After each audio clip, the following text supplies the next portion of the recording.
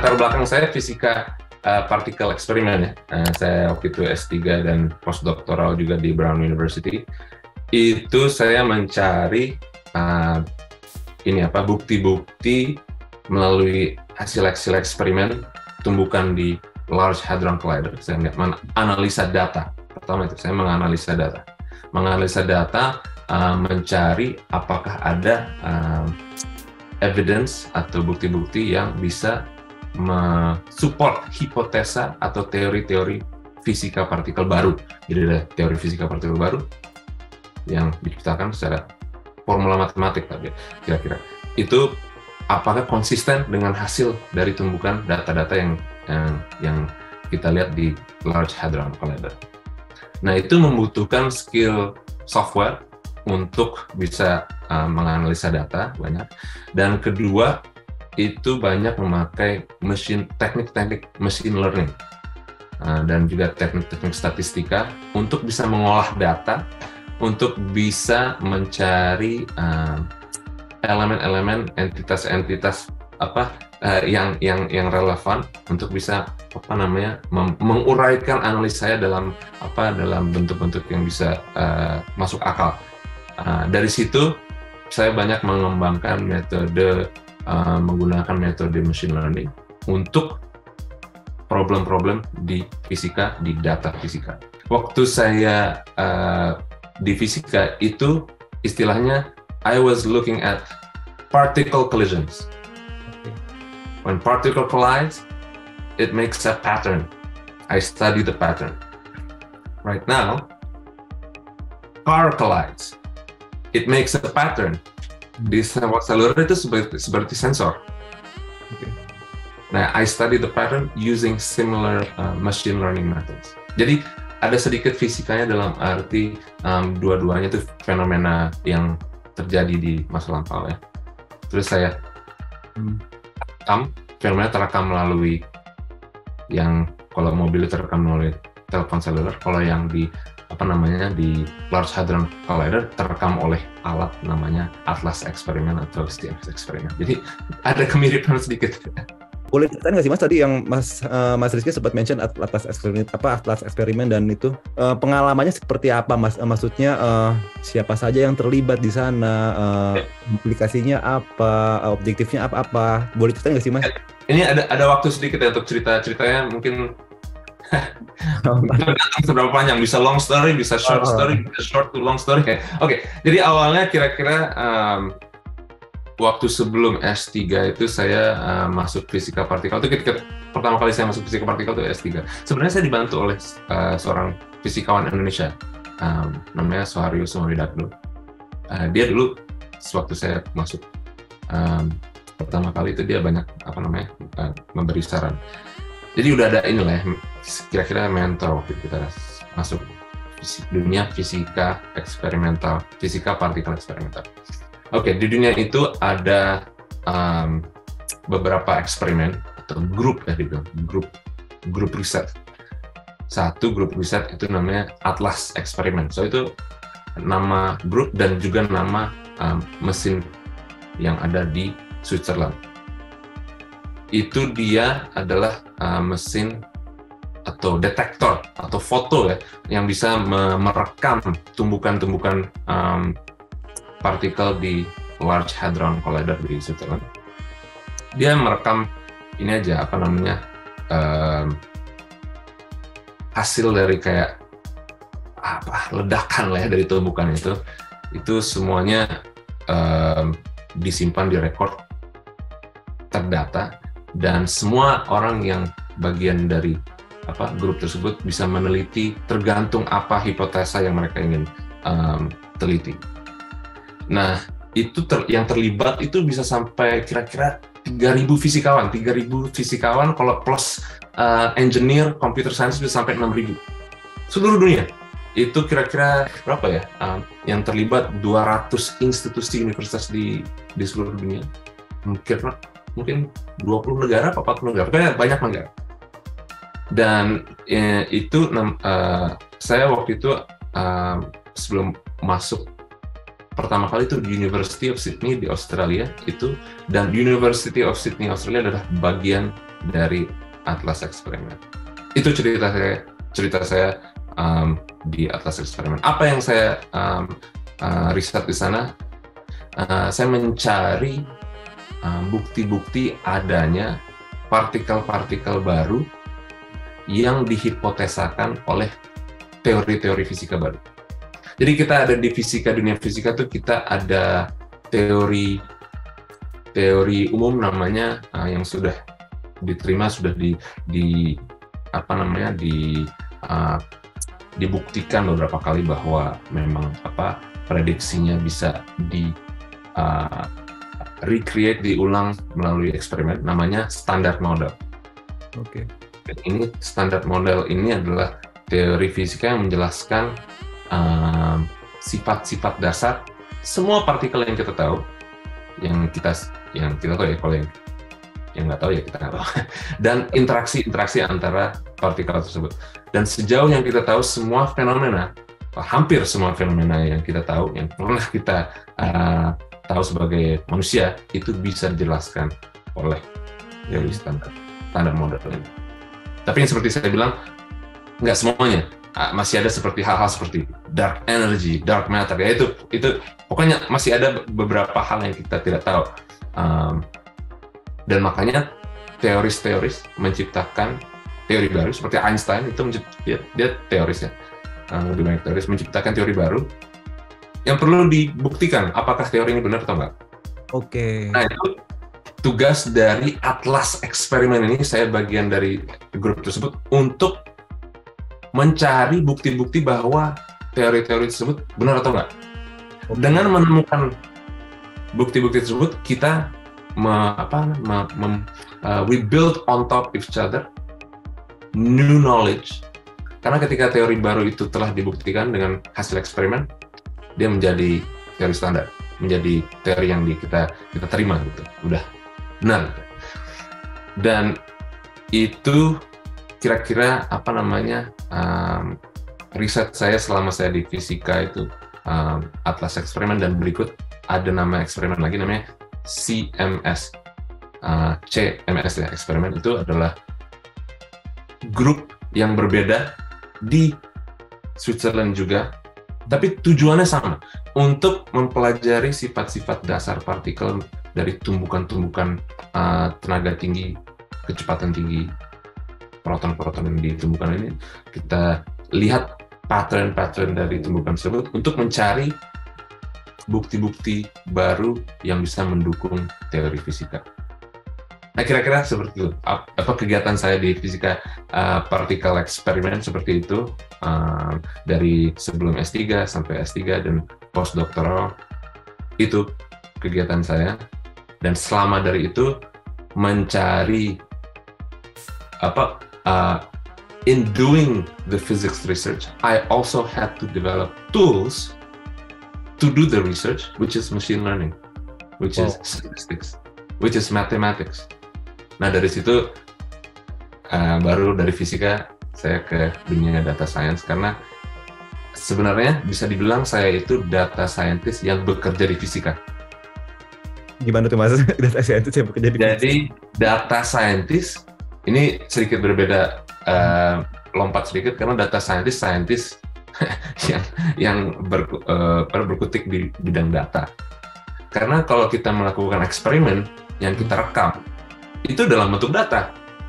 Ketika menganalisa data yang banyak, ya itulah what a data scientist is. Jadi banyak data scientist yang berkulit di bidang berbeda-beda.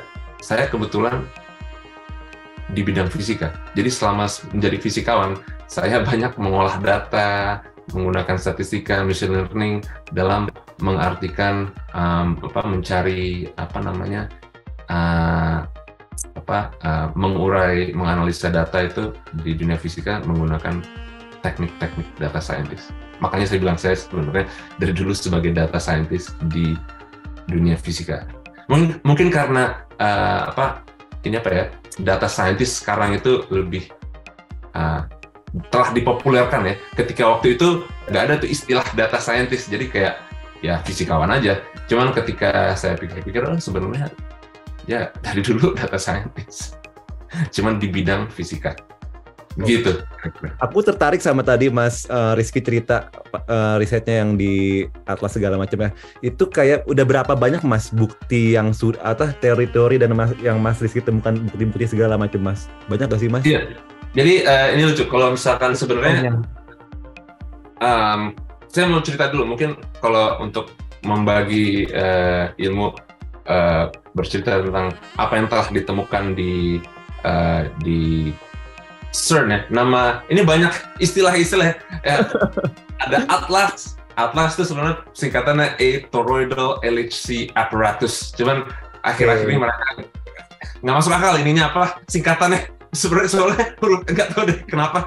Pokoknya ada eksperimen namanya Atlas, ada eksperimen namanya CMS Compact Muon Solenoid. Itu ada singkatannya benar. Dua-duanya bisa dibilang kamera, ya, kamera di lorong bawah tanah yang namanya Large Hadron Collider. Jadi ada lorong bawah tanah, dia tempat proton dipercepat ya, terus bertumbuk. Ada kamera namanya Atlas, ada kamera namanya CMS. Tempat itu berada semua ada di Geneva, Switzerland. Hanya di sana aja ya, Mas? Kenapa? Hanya di sana aja, hanya di Jenewa aja. Sebenarnya ada banyak di seluruh dunia. Di Amerika ada. Cuman yang terbesar saat ini ada di Geneva, di Jepang, lupa di Jepang ada nggak ya? Pokoknya itu bukan satu-satunya, tapi yang terbesar di dunia itu di Geneva, Switzerland. Ya. Nah, institusi yang mengurus semua itu namanya CERN. CERN itu Conseil European Research Nuclear, tempat penelitian nuklir Eropa, itu dia singkatannya. Jadi CERN.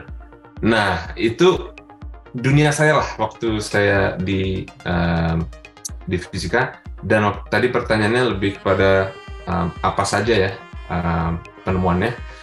CERN itu tahun 2012 ya, dan Atlas dan CMS bareng-bareng bikin press conference untuk memberitakan penemuan yang sangat besar, namanya the discovery of the Higgs boson. Nggak tahu pernah dengar atau nggak, itu adalah penemuan yang paling penting dalam dunia fisika partikel in the last 2 decades, 3 decades, itu yang paling terakhir. Dan ini penting sekali karena tadi saya cerita ada standar model. Ya. Standar model saya mau cerita sedikit karena tujuannya ini adalah untuk mengerti alam semesta secara utuh. Ya, apa itu benda-benda yang ada di alam semesta, bintang, galaksi, bumi, udara, air, apa itu semua? Semua itu bisa diuraikan menjadi menjadi partikel-partikel dasar. Jadi elemen terbawah, terdasar, paling terurai itu kita sebut elementary particle. Dan tujuan CERN ini untuk mencari kebenaran, mencari terus apa itu sifat-sifatnya, bagaimana mereka berinteraksi sehingga kita bisa menjelaskan semua yang ada di alam semesta ini. CERN itu milik Eropa ya, di Amerika tuh ada namanya Fermilab, tapi waktu itu ditemukannya ini partikel Higgs boson itu di CERN. Apa itu Higgs boson? Standar model itu tadi saya bilang itu teori yang sudah diterima ya, karena dia menjelaskan semua partikel elemen yang kita tahu, semua gaya-gaya yang kita tahu, interaksi yang kita tahu, hampir semua. Dan ada kayak misteri-misteri yang masih tidak terpecahkan selama kira-kira standar model ini diciptakan ini formulasi matematik soalnya. Ini semua formulasi matematik diciptakan kira-kira dari tahun 60-an sampai 70-an diciptakan oleh banyak orang. Dan prediksi dari teori tersebut untuk teori tersebut menjadi konsisten, itu formalisme tersebut bilang harus ada partikel yang namanya Higgs boson ini harus ada dengan sifat-sifat demikian. Jadi melalui formulasi matematik, fisikawan menghipotesakan bahwa partikel ini harus ada. Kalau misalkan ada, berarti ini membantu menjelaskan banyak hal. Karena semua gaya-gaya dan partikel-partikel yang ada di dunia ini itu bisa diuraikan dalam list yang cukup maksudnya nggak tak terhingga gitu. Ada elektron, ada quark dan sebagainya, itu bisa dimasukkan sebuah table ya. Terus kita bisa menjelaskan interaksinya. Gaya itu ada gaya elektromagnetika, ada nuklir, weak nuklir, strong nuklir. Dan sebenarnya ada gravitasi juga, cuman standar model tidak menjelaskan gravitasi. Itu adalah anyway, that's one of the still mysteries. Tapi pada saat itu partikel Higgs boson itu masih belum ditemukan. Dan ini sebenarnya salah satu alasan kenapa ada Atlas eksperimen, kenapa ada CMS, kenapa ada Large Hadron Collider. Itu didanai semua untuk mencari partikel Higgs bosonnya, salah satunya. Dari tahun 1970-an tuh, 80-an mereka mendanai, akhirnya tahun 2000 kira-kira 2010-an ya, saya lupa kapan mulanya di CERN ini. 2012 akhirnya ditemukan Higgs boson ini. Dan ini adalah testament yang sangat-sangat kuat untuk manusia untuk mengejar ilmu, karena benar-benar usaha dari ribuan orang dari negara itu banyak, nggak seperti zaman Einstein gitu, cuma satu orang nemuin gitu kayak udah gitu. Tapi kalau untuk mencari satu partikel ini dari ribuan orang dan puluhan negara, ratusan institusi, dan itu temuan terakhir yang kita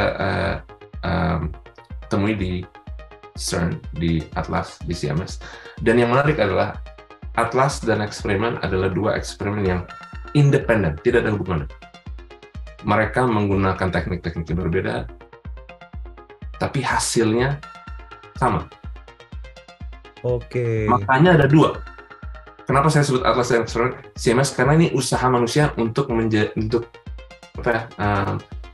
make sure that the results are good. Karena kalau kita ciptakan dua eksperimen yang berbeda yang saling berkompetisi, satu bilang iya, satu bilang enggak, I don't think it's true. Ketika satu bilang iya, satu juga bilang iya, dengan angka yang sama, what are the chances? It must be true. Ya, Mas. Begitu. Oke, berarti dengan data yang berbeda, dengan hasil yang sama, berarti bisa dibilang, oke, fix valid berarti ya? Ya, karena itu kan, dengan sains kita mencoba mengulang eksperimen, karena ini eksperimennya besar dan mahal, mungkin mereka usaha mereka untuk bisa mengkonfirmasi bahwa ini benar, mereka ciptakan dua eksperimen yang tujuannya sama. Dan kita lihat apakah dua grup riset ini yang terdiri dari ribuan orang, apakah akan menghasilkan angka-angka yang sama dari hasil eksperimen tersebut. Dan 2012 dua eksperimen ini menghasilkan angka yang sama, membuktikan hipotesa Higgs boson itu benar, membuktikan hipotesa standar model itu benar sejauh ini. Dan itu temuan yang paling terakhir yang benar ya.